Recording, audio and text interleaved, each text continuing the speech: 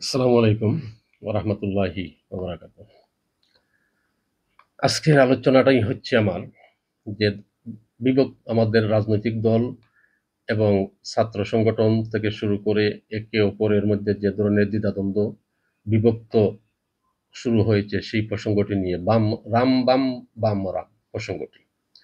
তো আমি যে বিষয়টি বলি এবং বলতে চাই সকলের উদ্দেশ্যে, বর্তমান এই সময়ে জুলাই গণঅভ্যুত্থান পরবর্তী জুলাই বিপ্লবের পর বর্তমান চলমান অবস্থায় আওয়ামী লীগকে যদি কোনোভাবে কোনো কারণে আমাদের কোনো হর্তাকর্তা রাষ্ট্র কেউ যদি তাকে কোনো ধরনের সুযোগ দিয়ে দেয়, তাহলে এটা আমাদের জন্য ঐতিহাসিক একটি ভুল থেকে ভুল নয়, অনেক খেসারত আমাদের দিতেই হবে। সেই হিসাবে আওয়ামী লীগকে ক্ষমা করলে পৃথিবীর ইতিহাসে পৃথিবীর ইতিহাসের পাতায় সবথেকে মারাত্মক ভুলের কাজ করবে বাংলাদেশ এবং আমরা জনগণ যদি এই ভুলটা আমরা করি, আওয়ামী লীগকে ক্ষমা করে দিই। উদাহরণ দিচ্ছি, আওয়ামী লীগ কি এমন একটি জিনিস এবং বামরাম কি জিনিস বা শাহবাগী কি জিনিস। উদাহরণস্বরূপ হচ্ছে, আমার আলোচনায় শুরুতেই বলি, শাহবাগ শাহবাগ যাকে কুলে তুলে কয়েকদিন পর পর কিন্তু এই লোকটার ফাইলস রোগ হয়, ফাইলস রোগের আক্রমণ। যাক, তো আমরা আর বিভক্তির রাজনীতি চাই না। মহান মুক্তিযুদ্ধের ৯ মাস শেষ হলেও মুক্তিযুদ্ধ ব্যবসা নিয়ে বিগত ৫৪ বছরও শেষ হয়নি এই ব্যবসাটি। আসলে বামরা আসলে মন থেকে আওয়ামী লীগের পতন মেনে নিতে তারা কখনোই পারছে না, এই বামরা আওয়ামী লীগের পতন। তাই আওয়ামী লীগের এজেন্ডা আওয়ামী লীগের এই এজেন্ডা বাস্তবায়ন করছেই এই বামরা। আমরা চাই নতুন এক বৈষম্যহীন বাংলাদেশ, এক ঐক্যবদ্ধ বাংলাদেশ। যারাই বিভক্তির রাজনীতি করবে তাদেরকে আমরা অবশ্যই প্রতিরোধ করতে বদ্ধপরিকর, ইনশাআল্লাহ। ইতিহাস তার আপন গতিতে চলবে।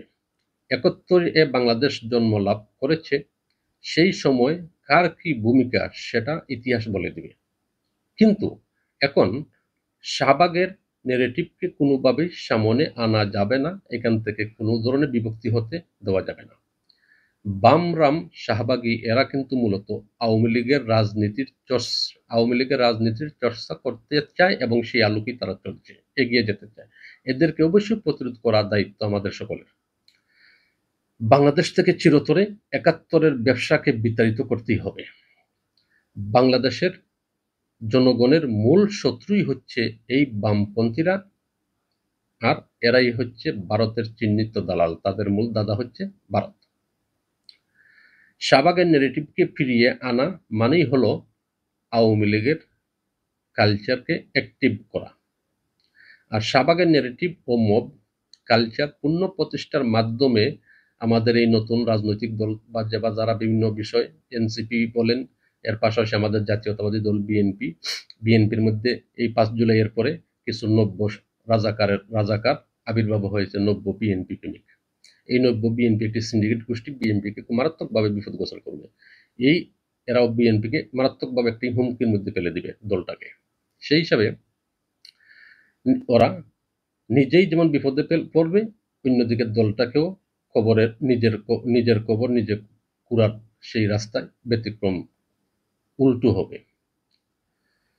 তো বামরা বাংলাদেশের রাজনীতি করার কোনো ধরনের যুক্তি সংযুক্ত নেই, কারণ এদের পিছনে সবকিছুই এবং ওরাই অনেক ষড়যন্ত্র রয়েছে এই দেশকে নিয়ে। কেননা তারা হাসিনাকে দিয়ে এদেশে আলেম উলামা দেরকে শুরু করে শাপলা চত্বর জুলুম নির্যাতন গুম খুন করিয়েছে, এমনকি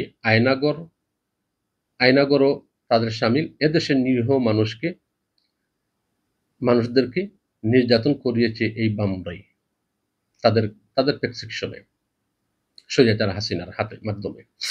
তো হাসিনার সকল অপরাধের দায় অবশ্যই বামদেরকে নিতেই হবে। হাসিনার বিগত দিনের অপরাধের যে সমস্ত অপরাধ রয়েছে না, এই অপরাধের দায় কিন্তু অবশ্যই বামদেরকে নিতেই হবে, আর এতে আমাদের ভুল করা যাবে না। তো বামেরা এর এর পূর্ব ইতিহাস আমরা তাকাই, এই বামেরাই কিন্তু তখনকার সময় পাকিস্তানি ছিল, পাকিস্তানের অধীনে, পাকিস্তানের আধিপত্য হিসাবে ওরা ছিল, পাকিস্তানের পক্ষেও ছিল। তার প্রমাণ বিদ্যমান রয়েছে, ইতিহাসে পাওয়া যাবে, এখনো আছে। আমার কাছেও কয়েকটি তথ্য রয়েছে। সেই হিসাবে বলি, এই বামদেরকে কোনোভাবেই ছাড় দেওয়া যাবে না। তো এছাড়া যে কথাটি বলতে চাই শেষে, এছাড়াও ৭১-এ বামরাও অখণ্ড পাকিস্তানের পক্ষে ছিল। ৭১ সালে এই বামরাই আবার অখণ্ড পাকিস্তানের পক্ষে ছিল, পক্ষ অবলম্বন করেছিল। সেই বিদ্যমান ইতিহাস এখনো সংরক্ষিত। সেই জন্যই বলি, এই বামরা কোনোভাবে সুযোগ তাদেরকে দেওয়া যাবে না। আর অপরদিকে আওয়ামী লীগকে ক্ষমা করা যাবে না। যদি আমরা কোনো ভুল কর্মে আমরা সুযোগ দিয়ে দিই, আওয়ামী লীগকে ক্ষমা করলে পৃথিবীর ইতিহাসে সবচেয়ে একটি মারাত্মক ভুল করবে আমাদের নতুন বাংলাদেশ তথা সমগ্র জনগণ। এর খেসারত আমাদেরকে দিতেই হবে। আল্লাহ হাফেজ।